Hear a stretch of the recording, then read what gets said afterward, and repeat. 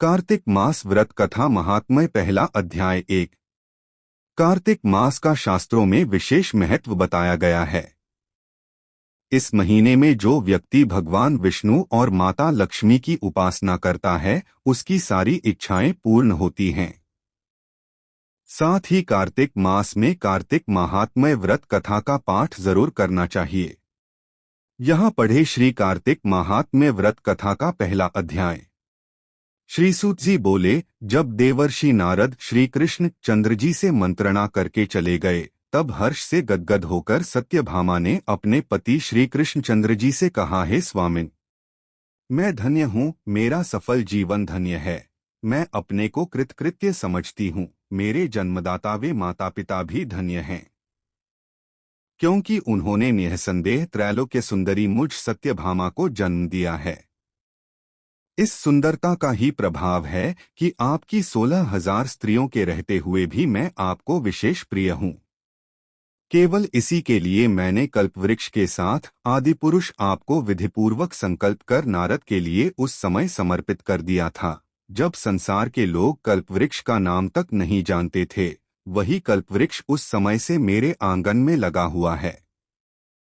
हे मधुसूदन, तीनों लोकों के स्वामी भगवान लक्ष्मीपति की मैं अतिशय प्रियतमा हूँ, इसलिए मैं आपसे कुछ पूछने की इच्छा करती हूँ।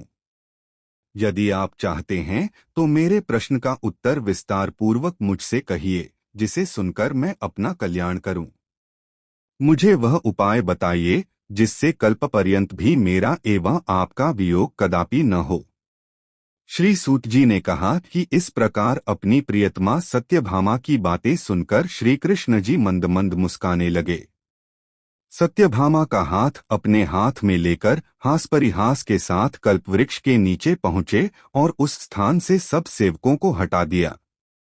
सत्यभामा की ओर देखकर हंसे, साथ ही पूछा कि क्या वह उपाय सुनोगी। सत्यभामा भगवान के इस अनुराग को देखकर संतुष्ट और पुलकित हो गईं और कृष्णचंद्र जी भी सत्यभामा को देखकर गदगद हो गए। श्री भगवान ने कहा कि हे देवी, वास्तव में इन 16,000 स्त्रियों के रहते हुए भी तुम मुझे प्राण के तुल्य प्यारी हो। तुम्हारे लिए तुम्हारी कल्पवृक्ष वाली जिद रखने के लिए देवताओं के साथ इंद्र से भी लड़ गया था। हे प्यारी, जो तुम पूछना चाहती हो तो वह बड़ी ही अद्भुत बात है। तुम्हें मैं जो किसी को न देने वाली बहुमूल्य वस्तु को भी दे देता हूँ, न करने वाला काम भी करता हूँ, छिपाने वाली बात भी कह देता हूँ, तो फिर मुझसे पूछने की आवश्यकता ही क्यों थी। तुम्हारे मन में जो प्रश्न हो पूछो, मैं कहूँगा।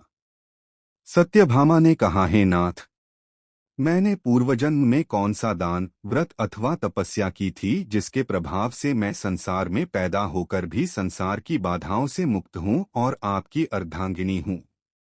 सर्वदा गरुड़ पर सवारी करती हूँ। आपके साथ इंद्रादिक देवताओं के यहाँ आपके जाने पर आपके साथ मैं भी जाती हूँ। यही मैं पूछती हूँ कि मैंने उस जन्म में कौन सा शुभ कर्म किया है। पूर्वजन्म में मैं कौन थी, मेरा कैसा स्वभाव था और मैं किसकी पुत्री थी। श्री कृष्णचंद्र जी ने कहा, हे प्रिय, तुम सावधान होकर सुनो। मैं तुम्हारे पूर्वजन्म की कथा कहता हूँ। उस जन्म में तुमने जिस पवित्र व्रत को किया था सो बतलाता हूँ। जबकि सतयुग का अंत हो रहा था, उस समय मायापुरी में एक अत्रिगोत्र वाला देवशर्मा नामक ब्राह्मण निवास करता था। वह समस्त वेदों तथा वेदांगों में पारंगत, अतिथि पूजक, अग्निहोत्री तथा सूर्य नारायण का व्रत करता था। सर्वदा सूर्य देव की उपासना करने के कारण वह दूसरे सूर्य की भांति देदीप्यमान था। उसको वृद्धावस्था में गुणवती नाम की एक कन्या उत्पन्न हुई। देवशर्मा को उस पुत्री के अतिरिक्त कोई संतान नहीं थी। उसने अपनी पुत्री का विवाह अपने एक शिष्य चंद्र के साथ कर दिया। पुत्रविहीन देवशर्मा अपने शिष्य चंद्र को अपने पुत्र के समान मानते थे और जितेंद्रिय चंद्र भी देवशर्मा को अपने पिता के सदृश समझता था। एक दिन चंद्र और देवशर्मा दोनों कुश और समिधा लाने के लिए वन में गए और इधर-उधर घूमते घूमते हिमालय के समीप एक उपवन में पहुंच गए।